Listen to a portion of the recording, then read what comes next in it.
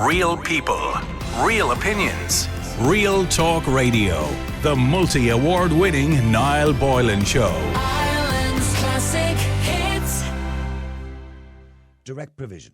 We heard today some scathing reports coming from direct provision. Nothing new there, you say. You might be right. But today's news was focused on the children who are in direct provision. And regardless of your views on Ireland's immigration policy, it's very tough to stand over kids being in a system like this. I mean, so much so that the Children's Ombudsman has gone as far as to say that history will not judge Ireland well for the way we treat children in direct provision.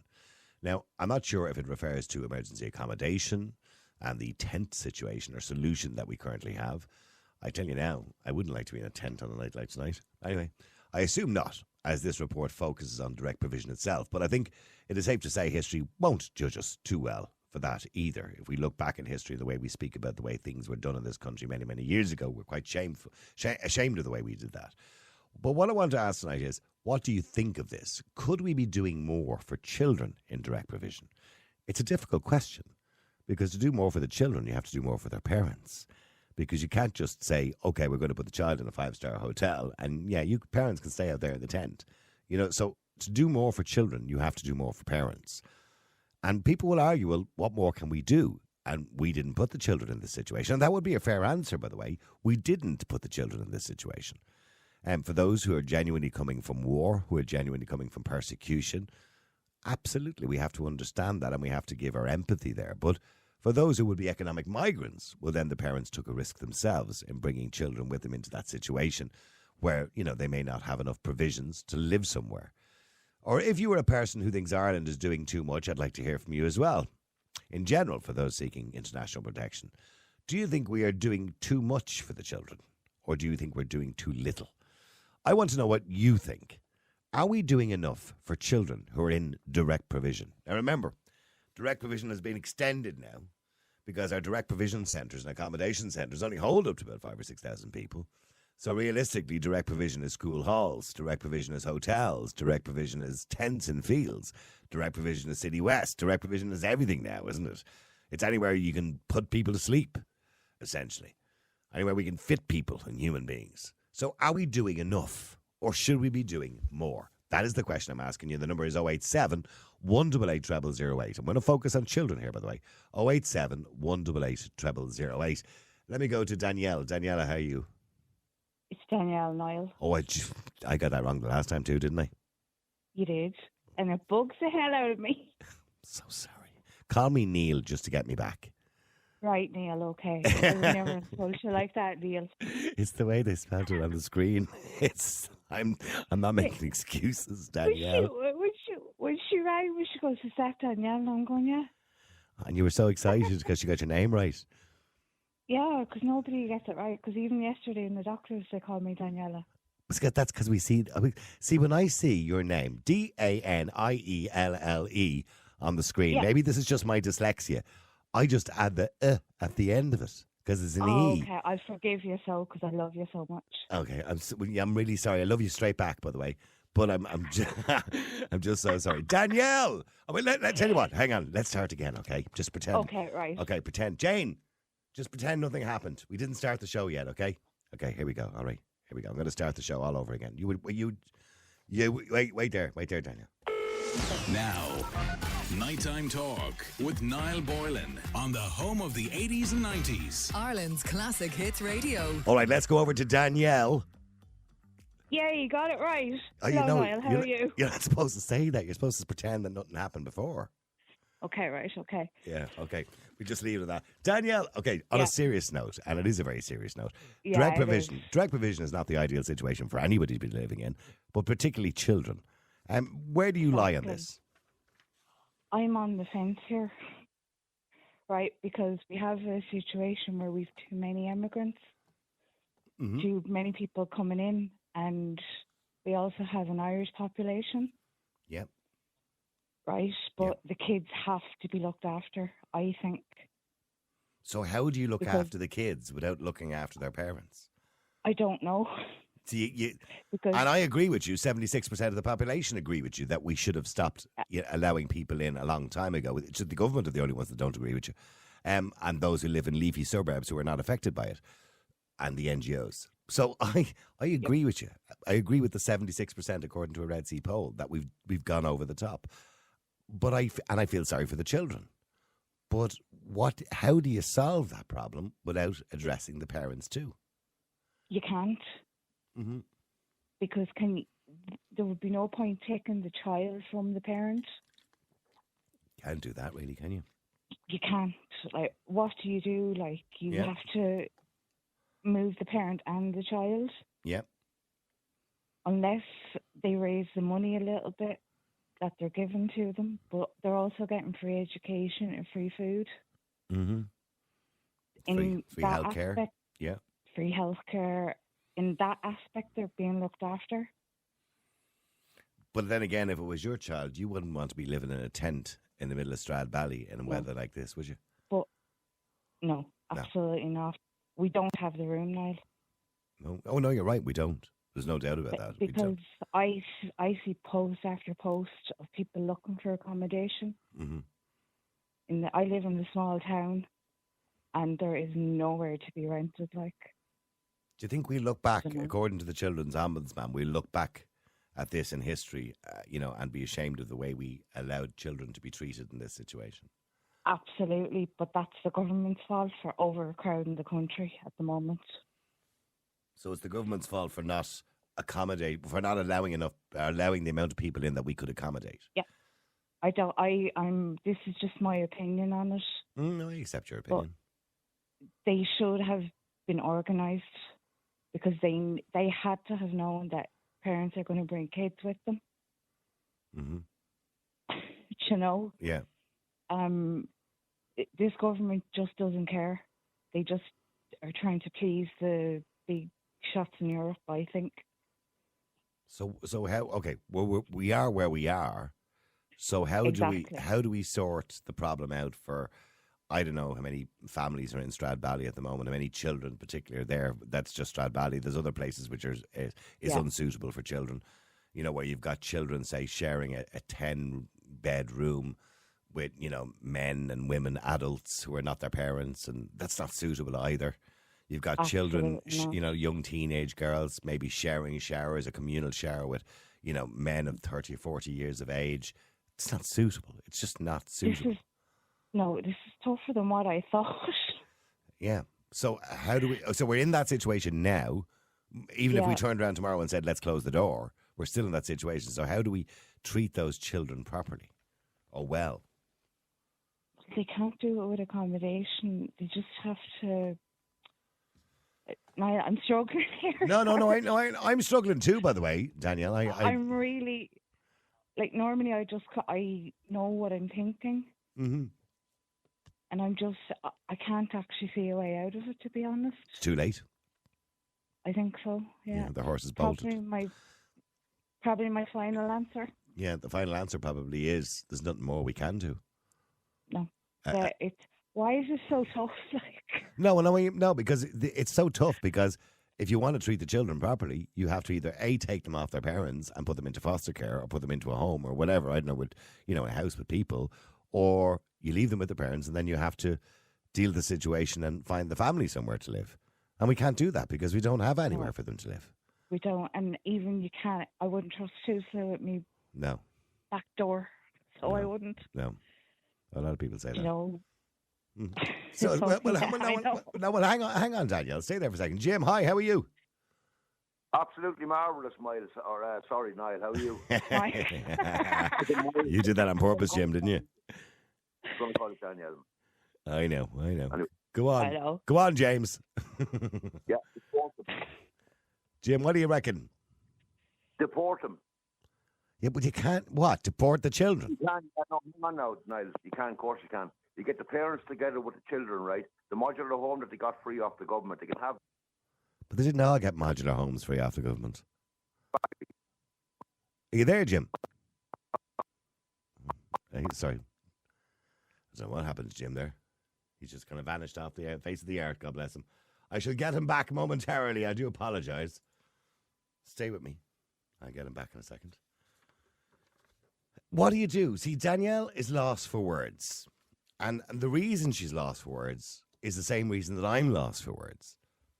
Because as much as I care about the children, I also understand that maybe it's too late to even ask that question because the horse is already bolted. We are in a situation where there is no accommodation anymore. It's gone. So you have an alternative. If you want to treat the children well, you take them off the parents because we don't have the money to accommodate everybody. But you can't do that either. Because that would be abuse. That would be traumatic for a child to be taken off the parents. So what do you do in this situation? Sorry, Jim. Going back to you again. Jim, firstly, you mentioned modular homes. Not everybody coming into the country got a modular home. What are you talking about? No, they're waiting. I'm actually looking out my window at the moment, Niall, right? I can see City West, and at any given time, there's 3,000 people there, right? You can drive in, there's no bother. Drive in and have a look in the car park and see what the cars are in the car park. And don't tell me these people are running away from a war. There's a website you can go on, check the registration. None of them are from the area where this so-called war is kicking off. They're going home on holiday. Jim, I understand all of what you're saying. And you are 100% correct. There are many people who are not fleeing war. They're economic migrants, right? Correct. Okay, so the point is, they're here anyway. Yeah. And when they come to the country, they claim asylum. There's a process. Yeah. Yeah. So what do you do in those situations when you've got children involved, where they're living, while that process is happening, and we need to speed up that process and be more efficient around that process. But while that process is happening, what do you do with children? Do you leave them living in tents? Well, the thing is, Niall, the parents don't mind living in tents because they're now on Treasure Island and they will get a free house. And they know that. So they will endure that. And they'll make a song and dance in the meantime, but they know what the price is. And that's the way it is. But they won't all get a free house, as you say. Yeah. Oh, there's the will.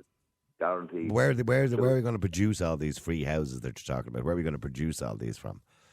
Why do you think we don't have enough social housing as it is? Why do you think they're trying to amend the Constitution, Niall, to take away property rights? What do you think that's for?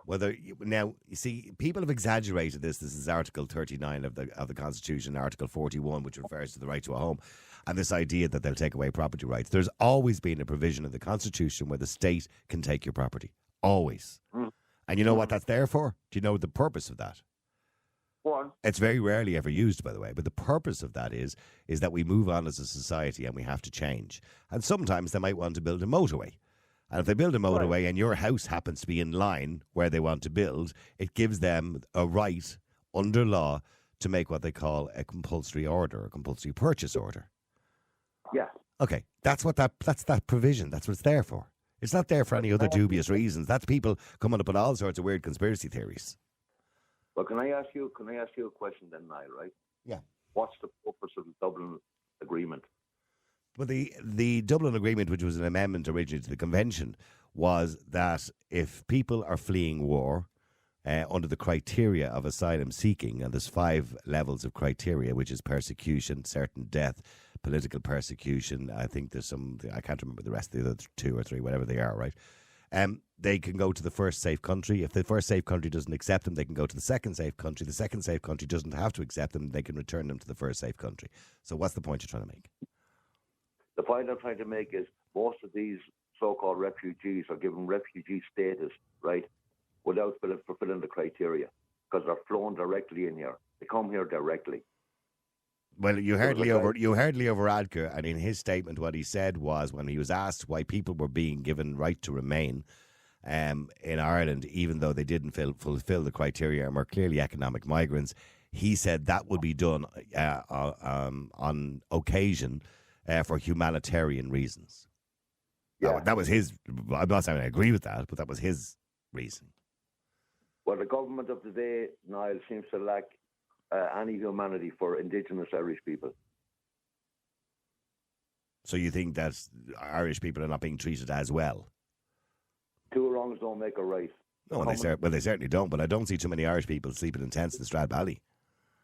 No, they're not. But they're sleeping in the streets in Dublin and every other town in Ireland. And where are they sleeping in the streets of Dublin, Irish people? At any one time, there's about, we'll take Dublin, for example, there's about 140 to 170 people sleeping on the streets in Dublin at any one time. Right. And the majority of those people have been there a long time. They're in and out of hostels. Unfortunately, many of those people have mental health issues, alcoholism, drugs. There's many different issues going on for people who sleep in the streets. So just leave them there. Huh? I didn't say just leave them there. What do you want to do? You can only help people who want to be helped sometimes. So what I'm saying is, when you're in a situation, everybody in this country is entitled to a social welfare payment, no matter who you are, by the way.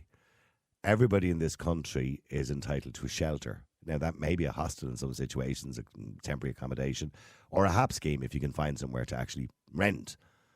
So everybody can do that. Everybody can get a job if they want to, because there's plenty of jobs. There may be low-paying jobs, but there's plenty of jobs. So what I'm saying is, when you see people living on the streets, or Irish people, as you say, living on the streets, those 150 to 170 people in Dublin tonight that will sleep on the streets, probably isn't that many during the winter, more so in the summer. Most of those people have reasons for being out on the streets. Right. The social But forget reasons. about the people tonight. Yeah. What about the people that are living with the mothers? and still Oh, with the fathers? absolutely. That and that's unacceptable, Jim. I completely agree with you. What about the students, though, Niall, that can't get a place to stay where they're trying to do their studies? Absolutely, What I'm saying I completely agree with you. It's unacceptable. But we are where we are, where we have a limited amount of accommodation, unfortunately. I think these people should be repatriated to their own country and stop these profiteers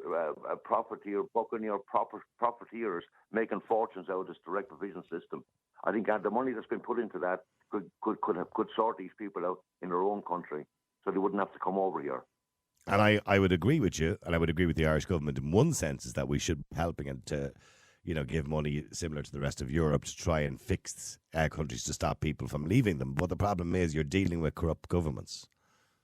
Indeed, yes, indeed. But here it is, Stone Isle. There's another angle to this.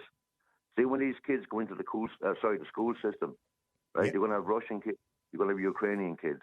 See, when these get to 14, 15, 16 years of age, and they realise what happened to their father in Ukraine and who killed who and who killed what, what's just going to happen?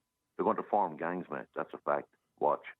Well, I don't know, and I can't predict the future, Jim, but that's your theory on it. But I can't disagree nor agree with your theory.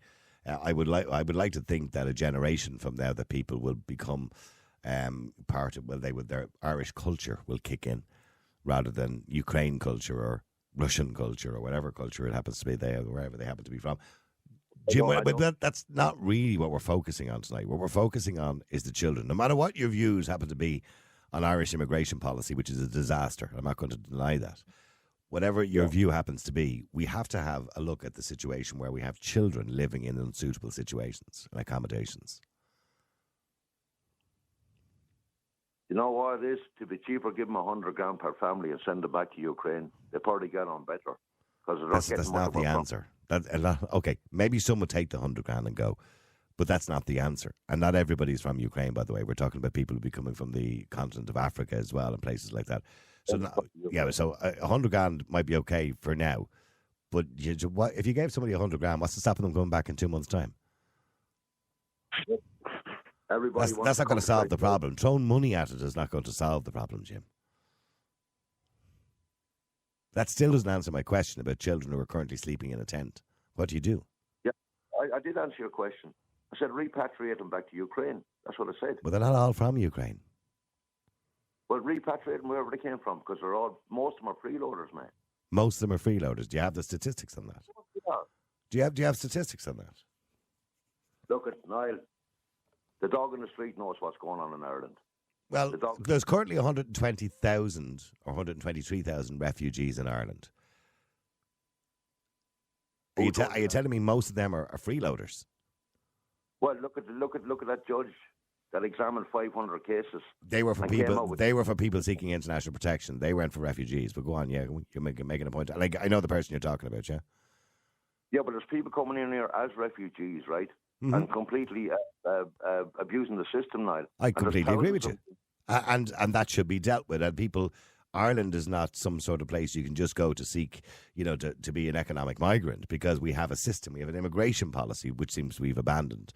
And I agree with you in relation to that. That still doesn't answer my question. They're already here. Yeah. But I just gave you my answer, what I would do, what I think should be done. Okay, stay there for a second. Let me go to Melissa. Melissa, hi, how are you? Good evening, Niall. Good. Melissa, Melissa, a bit emotional after that Ashling report, but yeah, let's get back to I know. about the children. Yeah, I'm actually choked up here after hearing that. But let's get back to the children, because children are the innocent in all of this at the end of the day. And just to tell you a little story there, Niall, when the Syrians came over, and I met a Syrian family here, and they told me they were 2 years in German camps before they came to Ireland. And the children were being raped within the camps. I know in my own hometown there was a handful of children, some with disabilities, autism, and that. There was only about 4 families. And there was like 80 single men, and they all in the same building. In that same building that they were drinking bottles of vodka morning, noon and night in our graveyards and up and down the town. And one actually died and fell down the stairs drunk in the same building where children were. And so I brought this up last October. Why are the children in the same building as these undocumented men that are drinking morning, noon and night? This has to change. I agree with the gentleman before us. The Ukrainians should be sent back. There's fantastic hotels in Ukraine. We've all seen them. We've seen them partying over there. They could be sent to the other side of Ukraine and not here. But I don't believe the children should be in these centres with these undocumented men. Just listening to the story of Aisling, imagine children. You can't be talking about the story of Aisling on the air. So I would ask you not to make any reference to it or any analogy or use any analogy in relation to the case of Aisling Murphy. All right, so let's move on from that, Melissa. Yeah, but you just... Sorry? Hello, Melissa? Sorry, can you hear me? I can, yeah. Sorry, no, I just heard the case on your radio show. I'd rather we just didn't talk about it. And I understand you were listening to it, and it is very emotional to listen to. But I would rather we can't discuss it, unfortunately. Think of what children are sharing accommodation with. Mm-hmm. You cannot be using analogies to the case, all right? So, okay, you want to talk to me about children are sharing accommodation with men you feel it's unsuitable. In things. Yeah. 100%. Yeah. And at the end of the day, the children are the innocent. Now, I want to talk about all the children that came over on a camp with no parents and that are going missing as well. Where are they? Yeah, well, no, I've talked to Mac Pats. We spoke to Mac Pats on the air, and yeah, there's maybe 200 children. They believe 200 children are gone missing in the system. Exactly, that came in unaccompanied, and they went into the child services. Where are they? Why is no one talking about the missing children that came in unaccompanied? Well, Leo Varadkar did say he would investigate it, but I haven't heard the result of that investigation. How long ago was that, like? Yeah, 2 months ago. I saw him say that live on the Dog by Day, because I do watch, the lives of the committees and all that. And then I want to bring you back to another case where I've put in several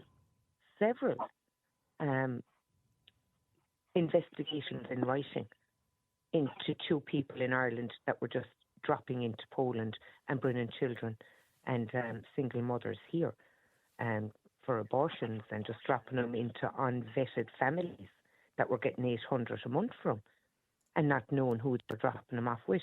I know some of the Ukrainians left and went on holidays and left their children here with unvetted families. Well, you did hear the news the other day. The government have now changed the criteria. They weren't obviously listening to people when they were saying this 6 months ago. But they have changed the criteria in relation to Ukrainian refugees. If they do go home on holidays or to get dental work or whatever it is, they won't be allowed back. Imagine we can't get dental work in Ireland. Jeez. Yeah, so if Ukrainians are heading back to Ukraine on holidays, which they are, some of them, they won't be allowed back into Ireland. They can stay there. But that's because we've been screaming it. If we weren't screaming it, that wouldn't be done. If we aren't highlighting that, because I know families that have done that, they actually went over on holiday, spent a month back in Ukraine, left their child here with a family that was minding their child, unvetted. No one was being vetted. And these people weren't registered. There are 2 people, one from Galway and one from Dublin. And they decided to do this off their own back. And like Dad's been making money. I followed Well, him. They were staying in the state has five-star accepted the stories that have been told that people are saying this. So the state have accepted that, and they've changed the criteria because of that. A little bit late, mind you. How But did it take them to do this? Yeah, I know. I put I know. all those reports in last October. I know there's 2 people in this country and they were using Facebook and WhatsApp. Melissa, I for said it. funding I said it 8 months ago on the air, and I was accused of misinformation. child trafficking. I know. Yeah. Well, thank you. But I have actually official reports put in, and I can give them to you and show you the official reports I put in for child trafficking in this country of 2 people that did it through Facebook and WhatsApp and funding and were dropping children and lone parents. They seem to have deliberately gone for lone parents. And then the parents were going back on holidays and leaving the children here. And at that time, I looked into it. No family that is now getting €800 to have them in their bedroom, a lone parent and a child, 800 a month they're getting. No, I know. Look, I know the system is being completely abused, and people know that. People are aware of that. Even the government are well aware of that now, because they mentioned the other day, the Department of Integration, that the system is being abused, and that's why they brought in this new criteria. But moving on from that, let's look at Stradbally. And there are children in Stradbally, by the way, in tents. We've seen some of the images on TV and what have you. That's completely They're in unsuitable. Germany. The Syrians were in Germany for 2 years in tents. Yeah. It is Before they get unsuitable, here. but isn't it? It's not suitable. I don't know, at times, No, I'm talking Um, about children. I'm talking about for children. No, for children. Whatever about adults, they make their own decisions. Like we all like to go camping. I camp an awful lot. Yeah, I wouldn't like to be all my camping for life. 8 months of my life in the cold, by the way. No, no one would like to be camping for 8 months, especially in Ireland and the weather we have. But like, why are they here? I have to go back to the last gentleman and say they need to be sent home. If families coming in with children and children coming in alone, this is the government's fault. And my God, I do believe we will look back in this in history, and this will be worse. Than Yeah, well, the laws children's ombudsman said we look back in history and and we will judge Ireland for the way we treated children. But I also believe, also believe we look back in history and say, what the hell were the government thinking? But stay there for a second. Let me just go to Ed as well. Sorry, can I just finish this, Yeah, Niall? yeah. I've met Syrian children that were 2 years in camps in Germany. Syrian children, that they were the first kind of big Yes. group that we brought in here. And they were 2 years in camps. And they'd been raped by other teenagers and all kids. The stories I heard were horrific, that the government or the mainstream media are refusing to cover. And this will go on again and again and again in these hotels, like all these undocumented men and children in the same buildings or Well, it's in the same completely tent unsuitable. areas. Yeah. This is No. So we've heard the situation. There was accusations made in the place in East Wall, where there was young teenage girls and there was men all in this, accommodation together, and you've got these young teenage girls going and using communal showers, and there's grown men walking around or waiting to use the shower, and the whole thing is just Let's not forget unsuitable. our Irish children. Oh, no, I know, I Let's agree. Not forget our Irish children in a hotel room that you can't give a snack to when they come in from school, or they have to get on a train or a bus miles and miles away. I agree with you, but the only thing I will say is at least they're with their own parents in a room. They're being starved. Yeah. Okay. Well, hang on for a second. Let me go to Stephen as well. Stephen, hi. How are you? Sorry, Ed, I'll be with you in a second. Stephen, hi. Hi, Niall. How you doing? Good, Stephen. Stephen, I mean, I know it's a bit of a cliche, but think of the children. When we see a situation where we're now overcrowded, we've now no accommodation left, and your children in very unsuitable situations, what's the answer? To be fair, actually, Niall, I'd actually argue the point that we're overcrowded. I think there's just too many people in other people's back pockets. We've got 10,000, what someone else would call Indigenous or national Irish homeless. And as you said, we've got a little over 100,000 refugees in at the minute. But we have over 70,000 vacant properties. And our largest landlord in Ireland is a Canadian Vulture Fund. There's too many people making, millions off of the Irish homeless situation and the refugee situation. Mm-hmm. I mean, all these hotel owners are Irish. A lot of the food coming in for the asylum seekers is coming in from, Irish companies. So, there's a lot of profiteering going on here. If the system was set up correctly for everyone's benefit, we'd be in a much better state than we are I now. know the hotels are profiting because a lot of them are getting between, and I read out all the figures the other night. I think it was the Crown Plaza, I think was making the most amount of money, the one up in Dundalk or something like that, some ridiculous amount of money per night that you wouldn't even pay to go on holidays, right? And they're charging the Department of Justice these figures on a nightly basis for people. But here's the thing, if they weren't in these hotels, where would they be? Where you're saying there's 70,000 vacant properties, but many of those properties are not up to scratch. They need to be fixed up. You know, many of those properties are owned by the state, by the way. They're council properties. The vast majority, I think, are probably council properties. You've got ghost estates all over the country, but they're not suitable or habitable. But they're not habitable at the moment.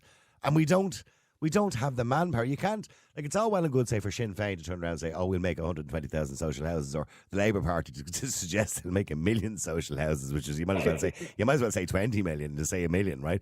But who's going to do this? We don't have the manpower. We don't have the plasters, the electricians, the plumbers, the builders, the people to do this. We're doing it as quick as we can.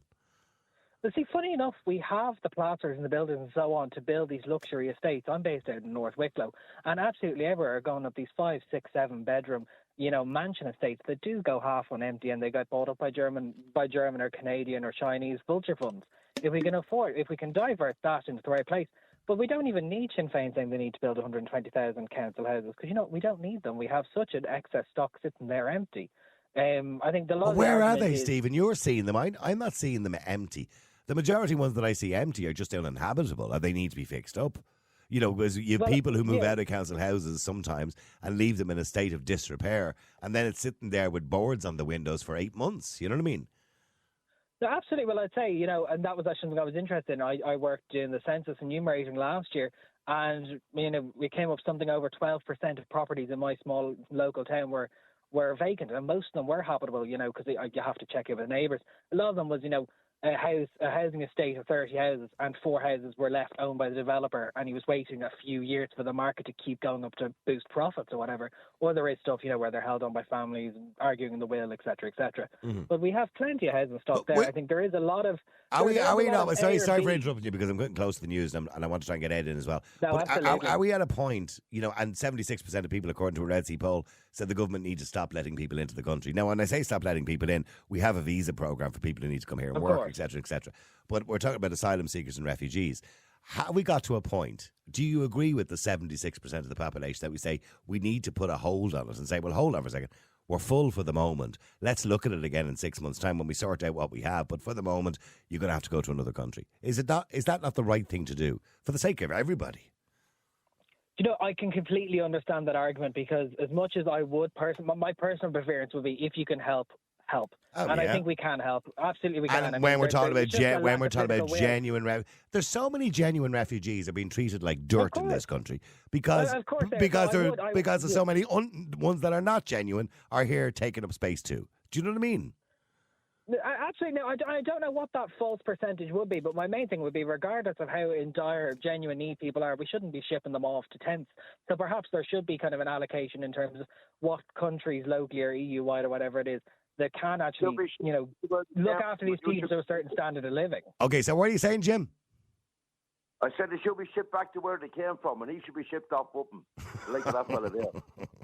Right, that's not the answer, to send our callers off somewhere to another country. Then they wouldn't be on the air with me.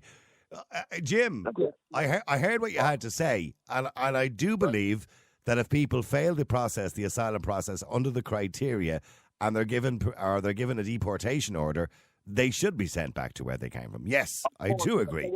But there's a process. Refugees. Sorry? I said the people then the system will be that airtight that the people who are actually here would be viewed upon by other Irish people as genuine refugees. Because we can't tell the difference now, because they all look the same to us, if you understand me. And the language barrier, so on and so forth. So that's the way it is. Stay there a second. I have time to go to Ed before the break. Ed, I'm going to go to you very quickly because I have to go to the news in a second. Sorry, Ed, you heard what Stephen has to say, and Stephen, stay with me too, that we should be doing more because we have plenty of accommodation if we just got our finger out and did it properly. How are you, Niall? How are things? I'll be very quick, and for the second time in Classic Hits radio station, I'm going to agree with you for the second time ever. Right. First things first, I'm going to very quickly. Section 39, Section 41, I think entitles every person to accommodation. I think that shelter is the word, I think, isn't it? They use shelter, sorry. Yeah. I think that applies to every Irish citizen. Should be entitled to Irish shelter. Yeah. Now, that's just me going through it. Secondly, yes, we are doing as much as we can. If before these refugees started, before the Ukraine war, and I'm not just putting Ukraine, I'm talking about every refugee. Before all this started, we had an accommodation crisis. We always had that. We've had that for 10 years. Yep. Now, as part of the European Union, and the European Union said we must play our part. The European Union must play our part by saying, look, Ireland, you are taking more than per capita per Europe. We're taking the highest number per capita of any country in the Europe. Highest level. Yeah. And therefore, what we should be saying is we cannot afford it because we have no houses. The European unit, von der Leyen, whatever her name is, should be saying, well, let's allocate Ireland an extra, I'm going to say 1 billion, just hypothetically, to start building houses, start building accommodation for these. Not tents. Tents are not a deal. But Ed, I will disagree with you there, because I could give the Irish government 20 billion tomorrow to build accommodation. Money is not the object. No, it's not money. It's but also manpower is the object, or woman power is the case. Let's start getting these. We call them refugees. We call them asylum seekers. These are obviously experienced people. Some of these are builders. Some of these are electricians. Some of these are plumbers. Like, get over to Ireland, start working, start building. Now, I'm not saying your own house. Start working straight away. Don't put you into direct provision. Let's get you in. That's the problem with direct provision. They don't allow you to work. Pay for it. Sorry, Stephen. Let Europe pay for I was saying that's the biggest problem with direct provision. Where, I mean, obviously there's been special allowances made for the Ukrainians, but direct provision doesn't work because they don't allow you to work. You know, people say, you know, they get free healthcare, free meals and so on. Forget Ukrainians. But they would love to work. The studies have shown time and time again, if you gave them the opportunity to work, majority of people would work. They want to become part of communities. They want to work. They want to be able to feed themselves, clothe themselves, and, you know, not, you know, be given stuff from a soup kitchen. If they were allowed to work, absolutely, we have experienced people in there. We have people sitting that are doctors, bricklayers, so on and so forth. And you've got to remember, guys, 20 years ago, Ireland were putting out in the national stage advertisements begging people to move over here because we were at full employment. We literally didn't have people to work. We're still in that situation. Yep. Absolutely. No, so, you know, there are thousands totally of people agree. tied up in direct provision that aren't allowed to work. If you give them a chance to work, not only would they be providing to the economy, they'd also be able to afford themselves. So they wouldn't be. So what are you suggesting? A temporary PPS number for 6 months until their asylum case is heard? Absolutely. And once there's a basic vetting in place, I know there is a huge issue with non-vetted, particularly males. However, but that is a huge issue, Stephen. It is a huge issue, but it has also become a little, a phrase that has been latched onto. There is a majority but it's a fair phrase. I mean, when you have people coming in, you know, and we read in the paper the other day that something like 61% who came in had no documentation. That's concerning. Absolutely. No, and of course it is. And if there was proper due process in place, we could fast track through that, get PPS numbers in place and allocate, you know. But how do you fast track? Stephen, and I'm going to continue this conversation maybe after the news, or after I talk about the floods in Cork, but how do you fast track that when you have, like, when Interpol can't even assist you, when you have people who are claiming they're somebody who they're not, they're claiming they're from a country that they're not. How do you fast track that? That takes time. What, do you use dental records? I don't know how they do it, by the way. I don't fingerprinting. I don't know. No, of course, no, and I agree. And genuinely, the unvetted issue is a huge issue. But there is a lot of people that have been sitting in that direct provision years, and I'm talking nearly a decade at this point. And if you gave them a chance, they would work. And their hands are tied. I mean, they're not sitting there making millions now. A lot of people in the hotels, they're on about 14 quid a day. And they're not allowed to, you know, they can't even cook for themselves. Real people, real opinions. Real Talk Radio. The multi-award winning Niall Boylan Show. Ireland's classic